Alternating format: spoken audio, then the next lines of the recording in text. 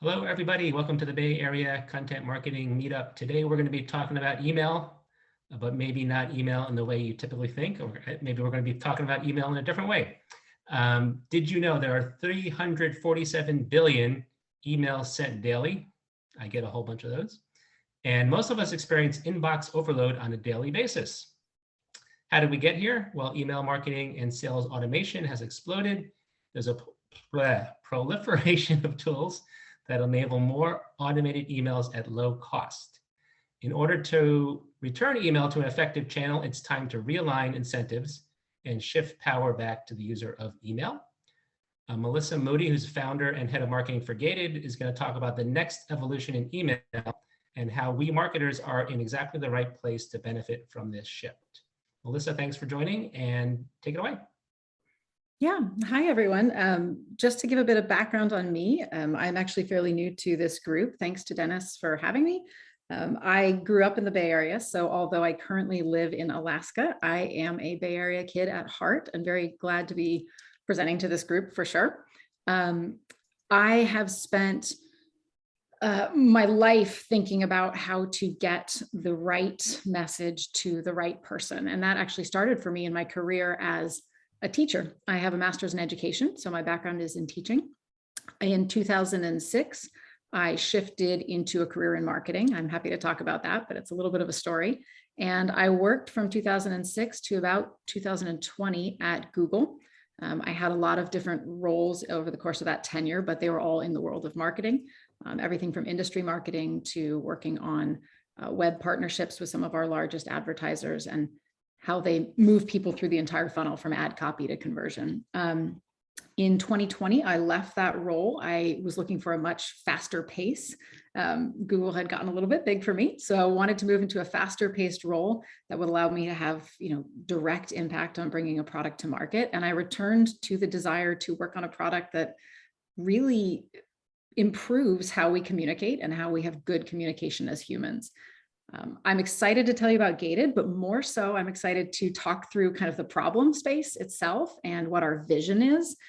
I'm happy at the end of the thing to show you the product, but I'm not here to pitch you on the product per se. I'd really love to hear some discussion around kind of what's happened to email today and why we as marketers are really in just the perfect place to actually help it evolve.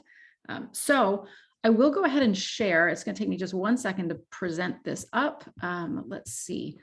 But I purposefully did not write a lot of slides. I don't want to bore you with presentation. So I'm going to move through these quickly, but I'm happy to, if anyone has questions as I go along, please interrupt me. Let's make this discussion based. So can everybody see the slides okay? Dennis, are we clear there? Yep, we can see it. Okay, cool. So let me know if for some reason you can't, everyone. What Dennis kind of read through was as the intro was really a quick outline of what I'm going to talk through today pretty quickly. But I've kind of come to settle on this idea that marketers are smack in the middle of this problem that we're going to talk about today. And just to move through it pretty quickly, we're in a space and time in which all of the tools being created, the wealth of tools being created, the potential over created amount of tools in this email marketing space are all designed to steal the attention, right? To get more attention from people, to stand out, to personalize, to automate and reach at scale. We're seeing, there's G2 says that there's 486 email marketing software vendors and services. Yeah, I'm with you, Hans. It's like, whoa. Now, if we look at this closely, I'm sure some roll up into others and acquisition, maybe this is dramatic, but we cannot say at all that there is not a massive increase in the rise of marketing automation. Specifically, email automation is feeling a lot of it, right? We know there's more to this map. I think everyone's probably seen this map of MarTech tools. But with 347 billion emails sent a day, that's just beyond staggering. We are creating so much digital noise. And if you take what we've done over the last 5 years and the trajectory of what we're seeing, pause for a moment and think to yourself, what is this going to look like in 2 or 5 more years? The exponential amount of digital noise being created is staggering and potentially even paralyzing. So just to set kind of the problem space and where we're at, here's the thing is why do we do this as marketers? Like if I step back to the marketers, because we freaking love email. Right now, it is cheap. For a lot of people, it's like 40 times ROI, right? Like it's easy. There's a lot of, because of those automated tools, it's become very easy to create a tool, spray it to 1 million people, right? And I'm not blaming anyone. This is where we're at. It's what we all do. We're all marketers. I mean, these you have a direct way to contact your customers, right? Because Facebook can change their algorithm tomorrow and you're just screwed. And this way you can always contact someone directly. Yeah, the direct connection. And you're not having to, and let's face it, with some of those tools, the personalization, even if it is spray and pray, it makes it feel really direct. It feels like it's one-to-one, even if we're not doing so.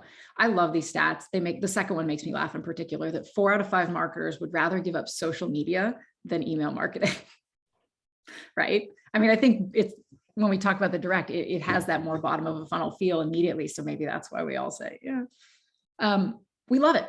We freaking love email. And it's, especially in B2B, I mean, I think it's like 87% of B2B marketers say that it's their top organic distribution channel, which is really interesting to me. 87% of people say number one distribution is email.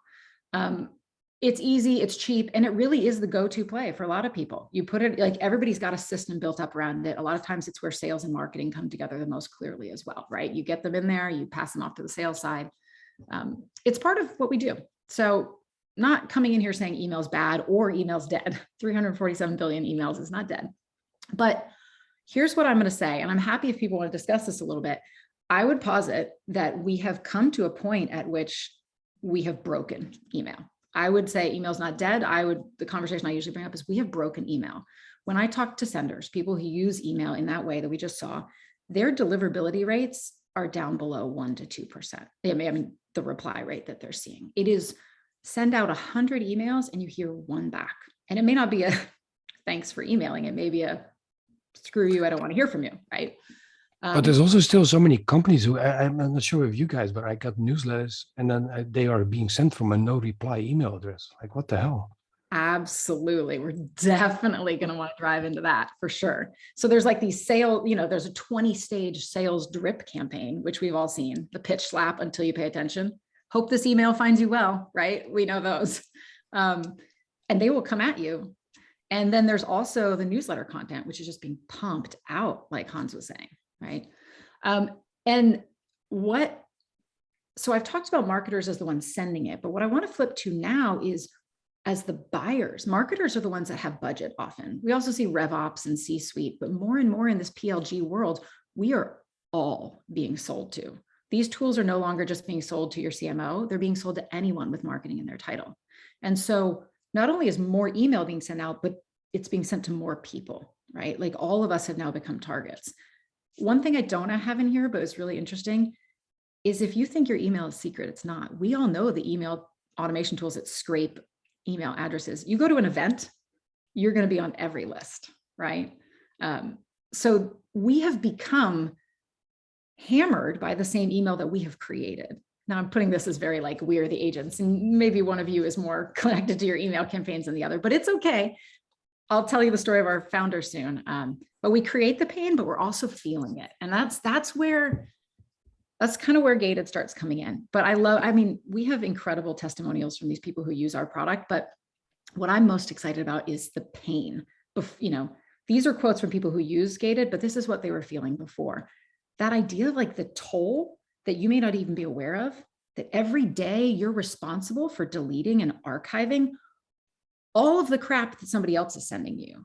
This is not your to-do list. This is everybody else's to-do list for you. And that volume can be paralyzing. CEOs, we found, get 3 to 4 times the amount of email than anyone else.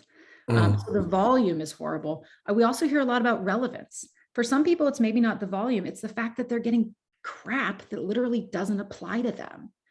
And I will get up on a platform and talk about, why are we not angrier about this? Like, why are they wasting your valuable attention? That's like where I start getting going. And then here's the other one, the game of whack-a-mole, the quote from Jen Steele at Reprise. That one gets me every time. It's like, no matter how much time you set aside in the morning, no matter how many filters you set up, it keeps popping up, right?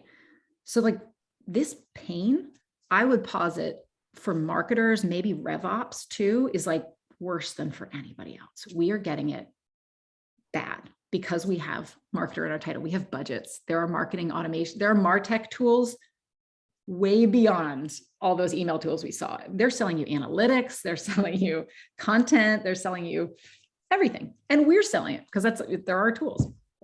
I'm going to pause here real quick. I've been rambling a bit. Any questions or even just discussion like from the group? I'd love to hear. I actually recently started sort of resubscribing the newsletters I had to a thing from Feedbin, where it turns my emails into an RSS feed, so I can get the newsletters I'm subscribed to in my RSS feed, and it just declutters my inbox and all.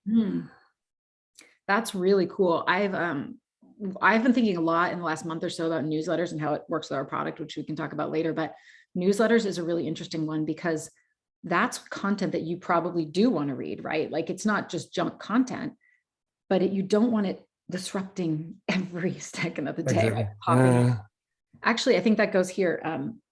Some content can be very valuable, but if you're focused on deep work, you're building a new part of your plugin, right? Like you need 2 hours to really focus and work. You don't need to be distracted during that time. And what we've seen, the research says, yeah, it takes 5 seconds to delete an email, right? If you're like, I can't, or 10 seconds to archive it and read it later.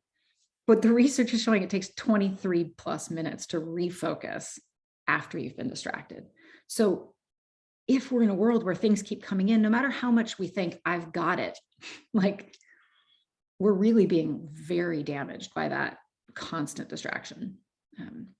And just so everybody knows, at Gated, we say our journey starts in email. We're actually thinking much bigger than email. This for us, this is a much bigger vision, which is we are in an increasingly distracted world, all of it, Slack, pings, text messages, all of it. We are really honing what we do around focus. So not so much just like productivity, but making space so that you can work on the things that actually matter, that are actual priorities versus that constant distracted state. It's a little bit of a tangent. And so it really is, it's hard to find focus in this world. And here's the story. So here's the story of our founder.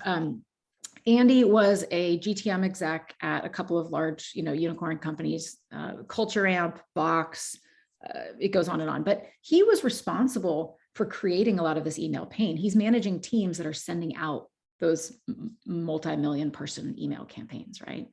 He also was like us. He was feeling it. He was getting sold to all the time.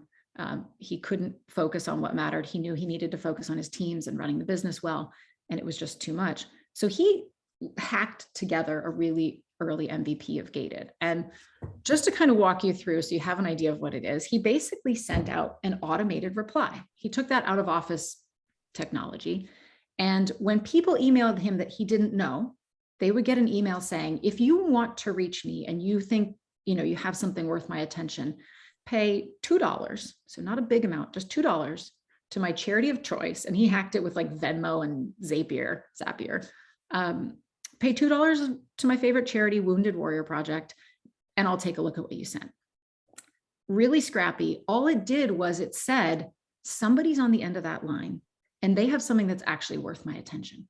And immediately the volume of what was there for him was reduced, right? Like that noise, all the noise was quieted. And other people saw this, they saw the reply that they were getting. They're like, that's cool. How do I get it? What do I do? So it snowballed from there as a product. But really what a lot of it is about comes back to that initial idea, which is a shifting of incentives. Right now it is, I put this in quotes because I know it's not free, but it is effectively free to send emails, right? It just pours in. Think of direct mail. If we didn't have postage stamps and people could send you what they wanted, can you imagine all of the recycling piling up on our porches? It would just be crazy, right? Like actual physical mail would just pile up.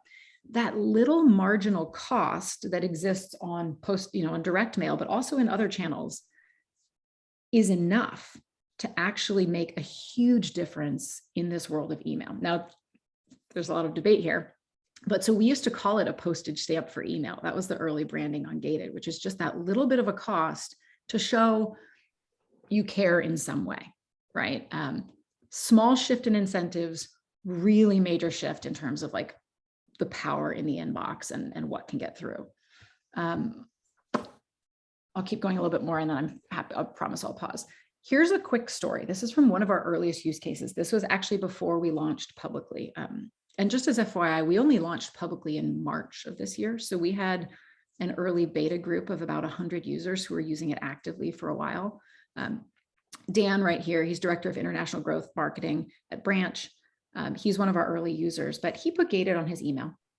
A sales rep was trying to sell him some marketing analytics, emailed him, donated, made a $2 donation to get through to Dan. Because he didn't have all the crap in his inbox anymore, Dan saw the email, saw that she donated and replied and said, thanks, I'm not interested in the solution you have. But he had time to see it and reply, which sometimes for a sender is better than what you'd get otherwise, right? Like you just get ghosted, nothing. So he replied and she said, really cool, thank you. It was cool to see this, whatever. And Dan said, you know what? Here are 2 people who I know are in the market for that solution. The sender then went and talked to those people, one of which popped as a client for her. And so she actually then went back and donated $100 to the American Red Cross, which was Dan's nonprofit that he'd chosen, and sent that to Dan and said, hey, I just wanted to let you know, I just donated an extra bunch directly to the Red Cross because I so appreciate your help. Now, this is an early use case. I mean, it's not an early use case. We're starting to see this all the time. Not only is Dan benefiting because he has a quieter inbox, he doesn't have to see it all. The sender is benefiting because she can actually reach Dan at the very least. The reply rate when someone donates to reach someone is actually up around 50 to 60%. We don't guarantee a reply, but because it stands out and because it's kind of that reciprocal incentives, the reply rate is dramatically higher. And on the end of it, the kind of the third benefit is that we have this nonprofit component. And I can talk about how that came about or not, but basically we're driving this kind of bonus value for nonprofits, which in a lot of ways is really powerful for the sender as well, because they can talk to Dan about why does the American Red Cross mean something to him. People can choose the nonprofits that matter to them. So oftentimes the stories are very interesting and compelling, more so than just sending someone a hat, right? Like, here's a hat, enjoy your hat. No, this is, I donated to a cause that matters to you. Let's talk about it. How does this work for sort of like service oriented business? Because I can imagine, like, for example, I'm with an agency. Yep. A lot of times when I get like cold emails, it's mostly because a company wants to get a new agency, but isn't just contacting me, but is then shopping around, of course, to a bunch of different agencies. Yeah. If they then see like a paywall up, even if it's for like a good cause, and if it's only like $2 or euros or whatever, then how do you see like a potential drop off then in new business coming in? Because I can also imagine like it should be a stopper, and indeed on the one hand, like if you're the director of the Red Cross, then it doesn't really matter if somebody approaches you or whatever, because it's already for a good cause. But if I'm shopping around to get it new business from like an agency in my example, and I see a barrier like this, then I could easily think, okay, you know what, I'll just contact the other 5 on my list, and as a result, I'm missing out on business. Yeah, a couple thoughts there.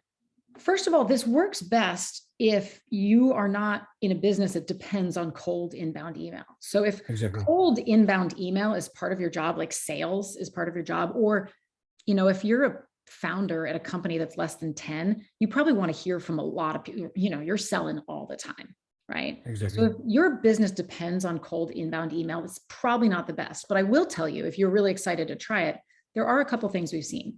So one of our, I don't want to call him favorite users, but he's kind of one of my favorite users. He's a big managing partner at a VC firm. So they want to hear from every founder who could be of interest, right? Like they want that cold inbound interest.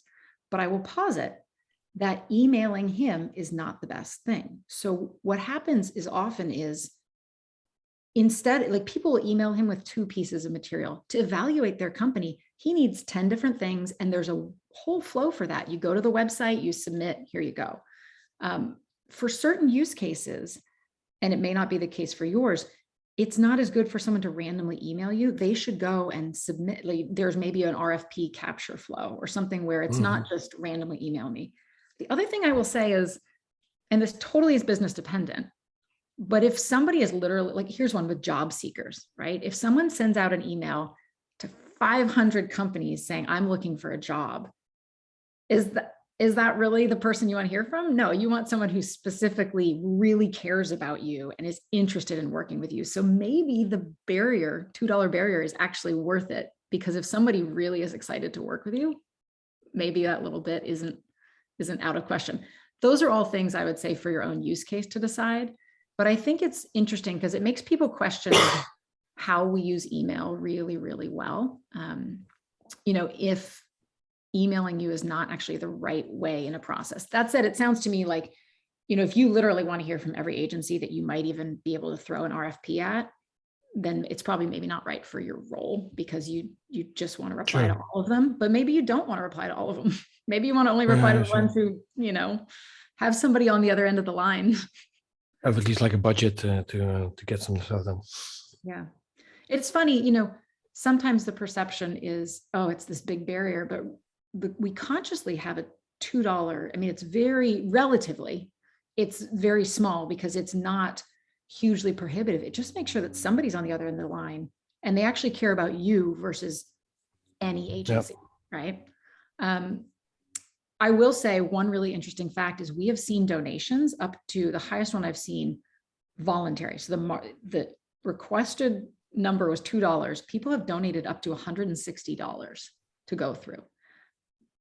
In some cases, we know it was tied to the charity, like they were really loved the charity. In others, it was because they really wanted to get the attention of the person they were trying to reach. Like they were like, I can understand with a VC, like indeed, if you're a startup and you want money, then talking to every VC is possible. It sounds like a good solution maybe in their minds. Well, and it's interesting because if you're trying to get money too, you'd want to apply to a lot of VCs. But what it does is if you only had so much to spend on it, you would have to do some research and say, like, I care about these three the most, right? As opposed to, I'll take anything. Yeah. I know there's a lot of dynamics here, and it's really fun to learn as we go and explore. But I'm happy to also keep answering any questions about what it raises. I have a question.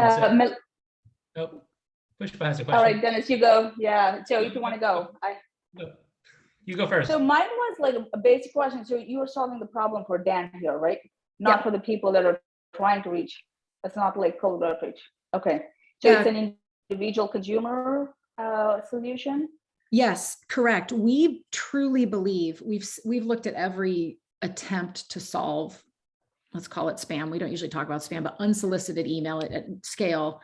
We've looked at every attempt that's been done. Bill Gates back in 2004 said that the problem of unsolicited email will be solved with a monetary solution, but people have tried it in a lot of different ways.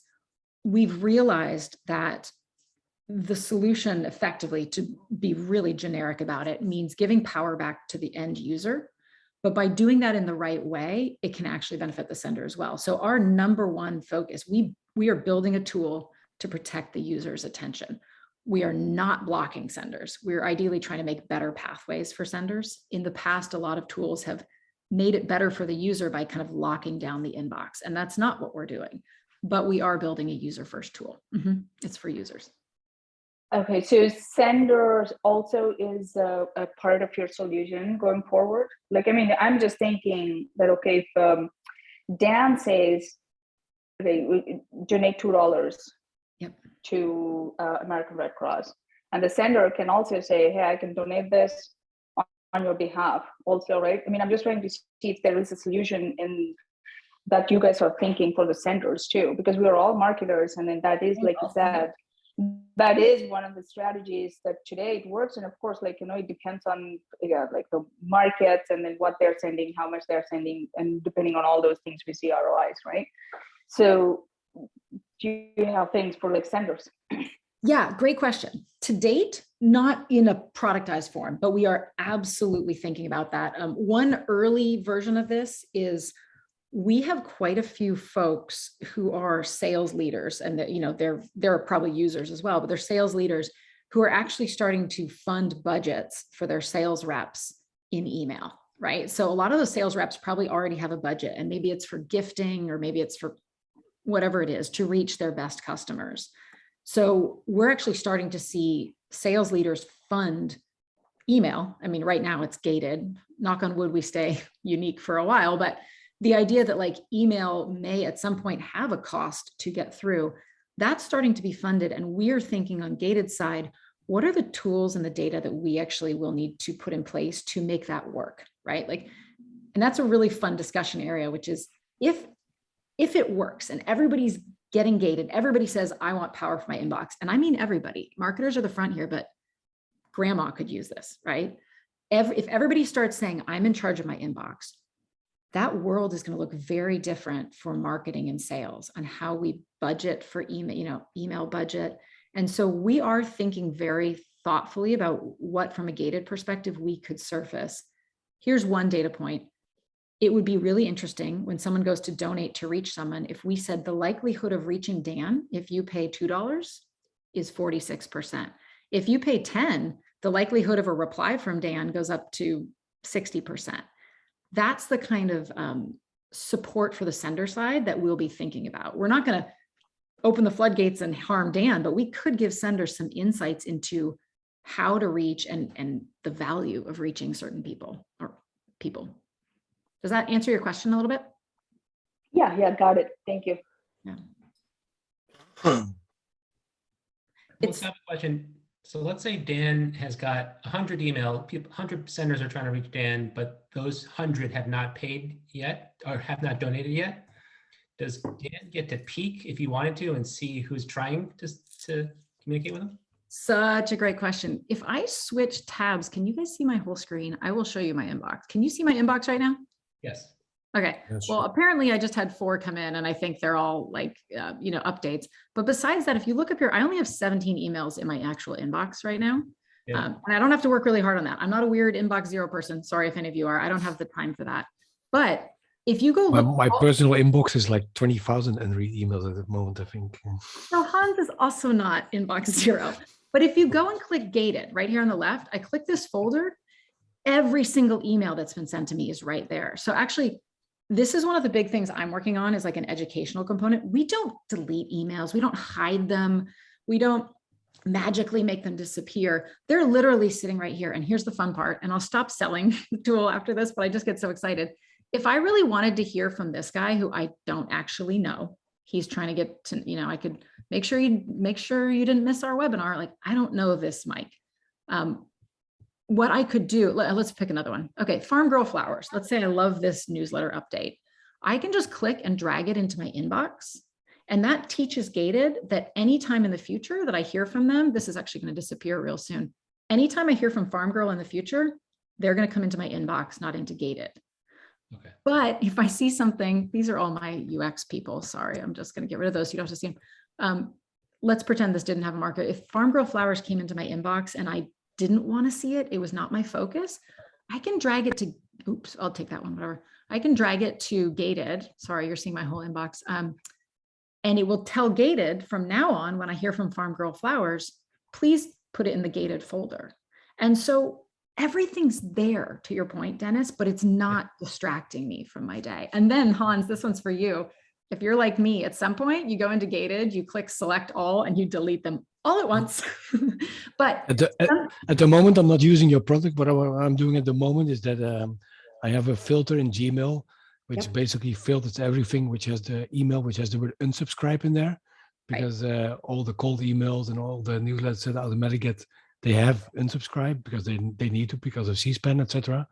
And then just apply a label and archive those as well. So then my inbox is cleaned out at least.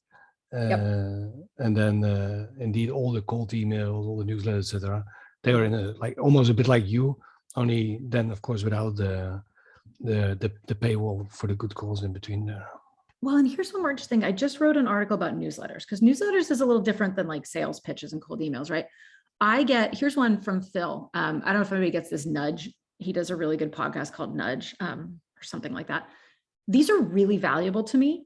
So some of my newsletters go into gated and I read them when I feel like it. Other ones, I've actually said, I want that newsletter whenever it comes in. There's probably 3 or 4 that honestly I think are so great. I want them whenever they show up.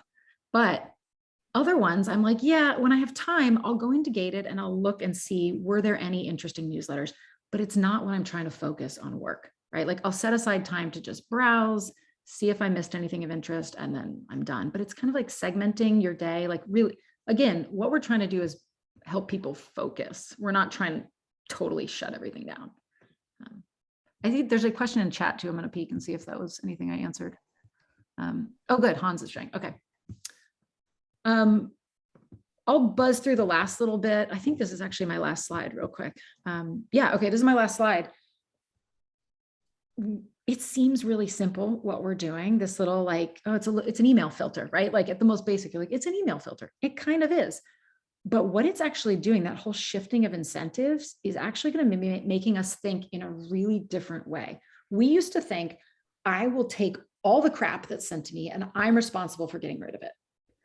My dream is to live in a world where you don't have to even see that crap in the beginning, where you get to say, here's my boundary. And if you're worth my attention, you can come on in. And that's kind of, I mean, still working on the branding, but that was the initial branding of Gated, which is, it's not to keep people out. It's to say, if you're invited through my gate and into my yard, that's a really special place to be. And it belongs to me, right? Like I'm in charge of what comes in.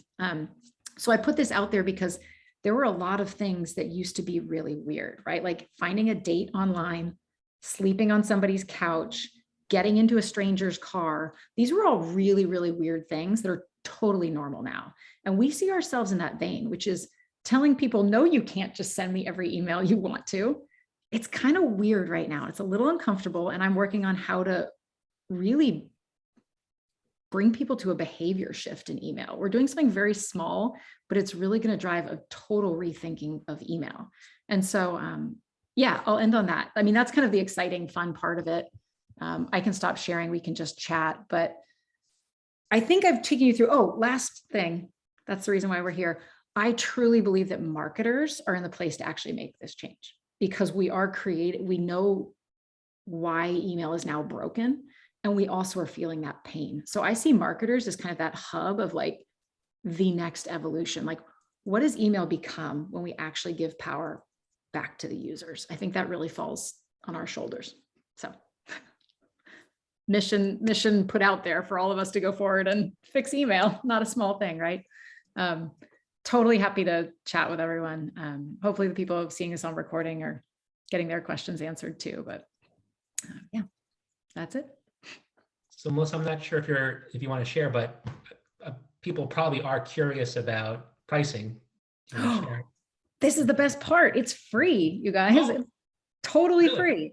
Okay. So we monetize sender payments. So when a sender donates to reach you, 70%, and we actually have a sliding scale, which can actually maximize up to 90%. Like if someone donates more, a greater percentage goes to the nonprofit. So at a baseline level, $2 donation, 70% of every donation goes to the nonprofit, 15% goes to fees, and 15% goes to us so that we can provide Gated to everyone. So for you to turn it on tomorrow, it's totally free. And it actually takes less than 2 minutes because it works with your existing inbox. You don't have to download anything. You don't have to relearn a tool. Super easy. So free. That's our pricing. And I saw your demo with your inboxes, Gmail. It works with Gated, works with any email system? Right now, it works with any Google-based account, but on any client. So, you can use it anywhere if you're logging in with Gmail or Google Workspace. Okay. We are certainly going to expand there's a lot of pain around Microsoft right now, Outlook, and some other platforms. But right now, if you've got anything that's a Google-based email, you can use it and it surfaces on any client. Got it. So back to your demo, I noticed, I think our inclination is to be nosy. We're like scanning your Gated. What's in my email? I don't know. Yeah, so I noticed you had a Calendly invite. So that made me think about calendar invites. And if I was using Gated with my work email, I would want to is there this notion of a safe sender list? So like all my colleagues are automatically don't have to go through Gated? So great call. Yeah. So you have management, actually, I could show everybody there. I won't show you right now, but when you have Gated, you manage it all in your inbox, you can train it there. but you can log in and whitelist entire domains. You can whitelist individual emails. So Hans, here might be one. If you knew the major agencies that might reach out to you, you could put all of them on a whitelist and they would come right into your inbox. You could say, if you're working with clients, you're going to whitelist all those domains, right? So anyone from that client can reach me and they won't see the challenge email. Well, there's one guy particularly who I want to block worldwide, and I'm pretty sure. Let me ask you all this: you guys have a contact form on your website? We do. No, yeah, but everybody in the chat. We post our emails publicly. Yeah. Who doesn't have a contact form on their website? Yeah, everybody does, right? Right. Across all my like 5-6 different websites I have, on every contact form, there's one guy, Eric Jones. I don't know who the guy is, but he's like the biggest, worst spammer of contact. See, I see you laughing, Dennis. You recognize the name, don't you? I hear from Eric multiple times a week. Is Eric just a bot? Probably. Eric Jones is the bot. He's like, sorry, Siri, quick. And Eric Jones fills out all the contact forms on like all the websites. It doesn't matter if it's like contact form 7, gravity forms, a hard-coded native form itself. The guy is just relentless. Every website I have. See, I see you laughing, Dennis. You recognize he might be worth like flagging to Google for like full-on spam protection, because we definitely, but yeah, you wouldn't see it at least. Oh, you can't flag him in Google because he fills in contact forms. Oh, so he they won't declare him. Oh, wow. Well, yeah, you'd never see him. Yeah. Oh, is he? Okay. Everybody knows Eric. Yeah. Well, here's the funny thing too, which is I talk to a lot of people who think like, oh, I'm really careful with my email. Like it won't get out. I'm like, oh my God, we are marketers. We know that there are tools. I mean, you could guess, I could guess you are like Hans at, and then the rest of your company, right? Like they are scraping, like emails are not secret. And so one of the funny things we've been doing is challenging some of our users, and they do. I put my email out there on social. I put it out there everywhere, because if you're still trying to hide your email, like that's just funny at this point. Like it's out there. So with Gated, you can actually just be like, yep, here's my email. Contact me at melissa@gated.com. And, it's out there, but it's being protected. Like your time is being protected. So, yeah. I love the idea. It's very cool. Yeah. The other thing that I always like to ask people is, and this is more of like a challenging question for you all. And I think I think Pushpa, you got into it with the question of what are we doing for senders, but from a marketer standpoint, I think it's interesting to think about not just for our own inboxes, but how is it going to change the way we work if this were to, like, if we snapped our fingers tomorrow and everybody had the ability to set, a gated barrier in their inbox for the people they don't know, how does that actually change what we do as marketers? Because it will, right? It's an interesting point discussion. Yes, absolutely. Yeah, because I think what we've seen both sides, right? So that's why it is this group here. And then even, of course, like, marketers, and then even like sales also, they can also, both sides, they feel the pain when they see their inbox, but at the same time, they are on a mission to like reach out cold, right? Yeah. We've done a lot of alignment. I think we'll be doing a lot more. We've got a couple of major sales leaders on our board as advisors, actually not on our board, but as advisors. And it's really interesting. The well-intentioned senders of the world are super excited for Gated. Like I already talked about the benefit. They're very excited, but I think we will need to continue leveraging them to think about like, what does this tactically look like for teams? When this really happens, like how does it evolve their job, like the landscape of, to your point, I think sales in particular, right? It will be different. Maybe you can create like a feature as well, where when somebody internally emails and they want it to go through, they can donate money, but it goes to like the internal party envelope. So like every Friday for like the Friday beers or something like this, people donate to get their emails through. That is so funny, brother. This is a really funny edge use case that we talked about. Was for certain companies, the internal emails is actually a problem. And somebody had the idea of, this is not on the roadmap right now for the record, but somebody had the idea of like, what if everybody at a company got a budget and you only had so much fake money to spend? Like, wouldn't you send much better emails if that was your like limit? You got cut off after the end of the week. It's interesting. And some emails are super long as well. One of the things I started doing, even from my desktop, is I changed my my signature to send from my iPhone. So because people are a lot more forgiving if they think that you send from your phone. So I can just send like 2-word replies, even from my desktop, and then they think it's okay. I love that. Like blaming the phone, not me. Exactly. Yeah, Well, or you should give everybody like some credits, right? Just like Sales Navigator credits. You can email me only 3 times. That's it, forever. Yeah. choose your words correctly. Choose carefully. Very carefully with your subject line, everything. So you get only 3 chances to say something. Yeah. One of the things we hear all the time, which I'd be curious where this group falls. And as you know, as marketers, like we're looking a lot at our different personas, but one of the personas that I see for gated is, I don't have a name for her yet, but is very focused on like the missing out. This idea of like, if I put this on my email, I'm going to miss something. I'm going to miss something. Now, I think I already showed you, you can click and see all those things when you want, but is that a concern for this? You know, is that a concern for you guys? Would you be worried about it? Or is it kind of like, well, if it's important enough, I'll see it. I'm just curious what this group thinks.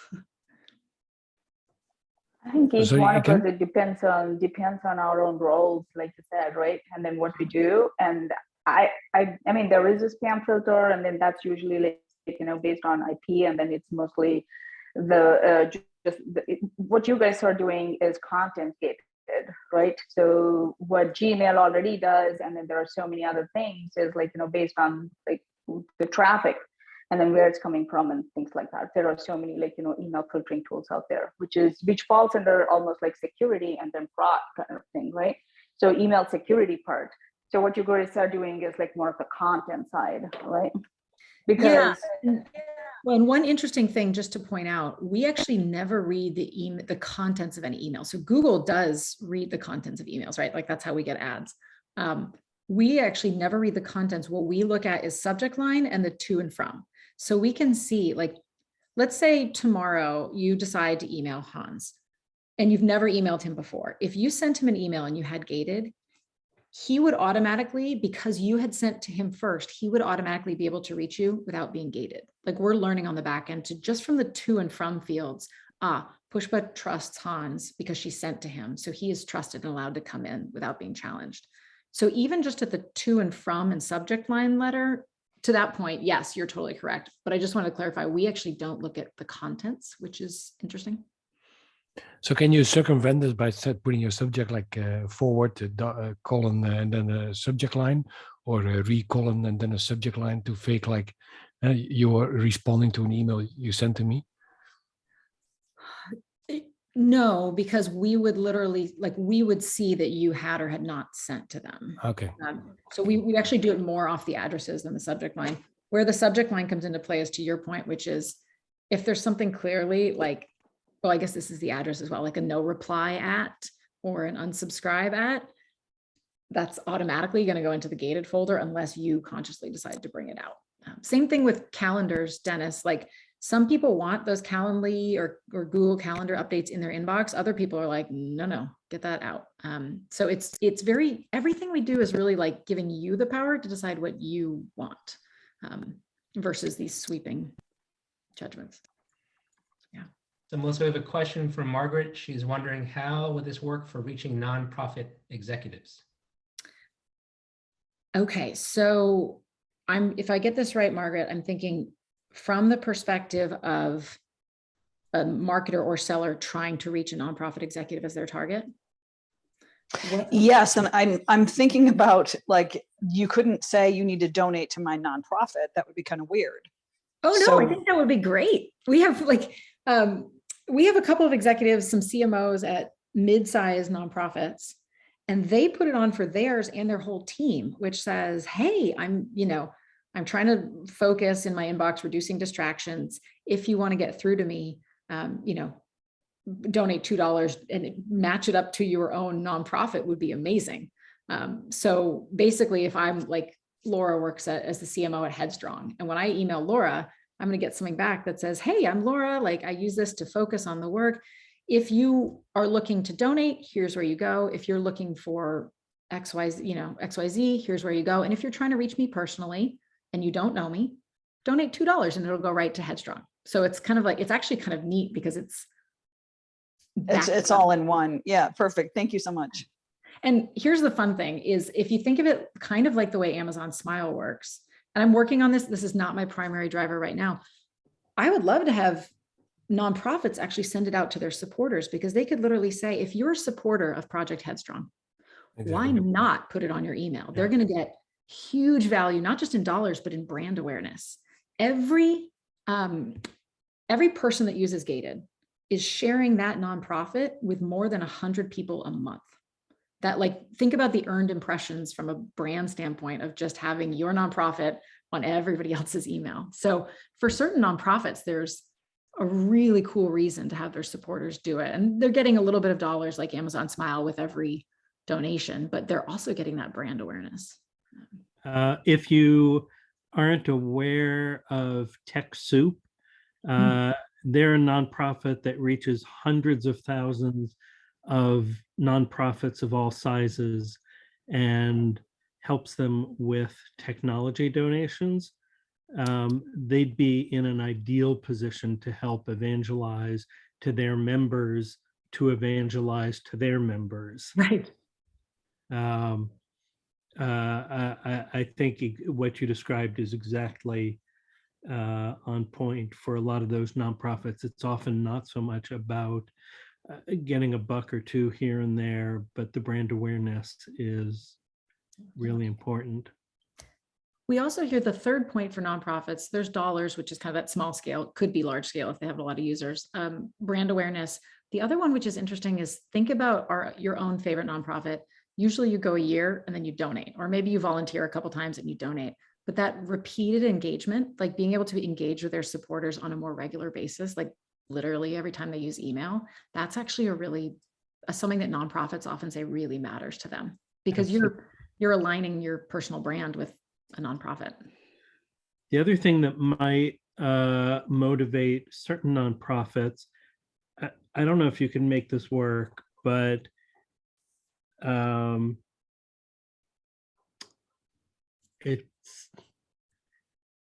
there's a couple of issues that I see with the mechanism that you have right now of, okay, I'm a marketer. I would happily give a buck to reach this person, or, a small amount of money, but it becomes, sometimes there's a lot of barriers to giving somebody even $1. It's a work relationship, so I don't want to involve my personal credit card or PayPal account. The overhead of getting our CFO to approve, what the hell is this? It's like, you need me to approve $1 so that you can send somebody an email. That's going to take an act of Congress to make that happen in some organizations, right? That's where we're seeing this.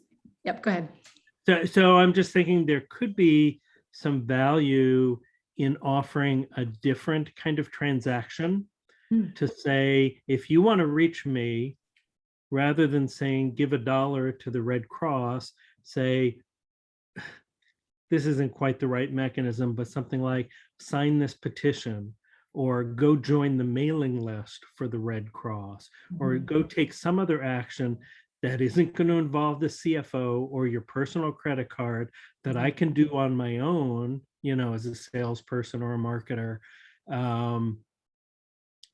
and be done with it. And that can be of a huge value. So that kind of throws a monkey wrench into your business model of taking a cut, but you could actually get some nonprofits to pay you, basically as a signature collector or as a sign-up collector, to say, if you sign this petition, it's worth $1 to them. It's much more valuable than actually getting $1 as a donation.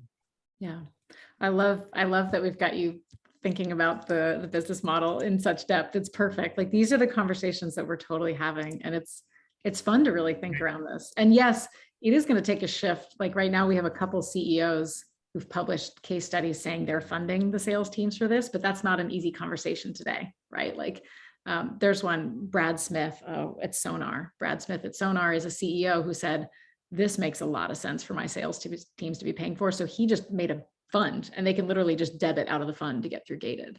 So some CEOs are already making that. Is it going to happen across the board? To be seen, right? And good ideas like yours definitely to be explored. And I'm afraid we are now out of time. So Melissa, thanks so much for joining us. Very interesting what you're doing with gated. And thank everyone else for joining us as well. Super cool to be here. Thanks. Thank you. Nice to Take meet care, you everyone. all. Bye.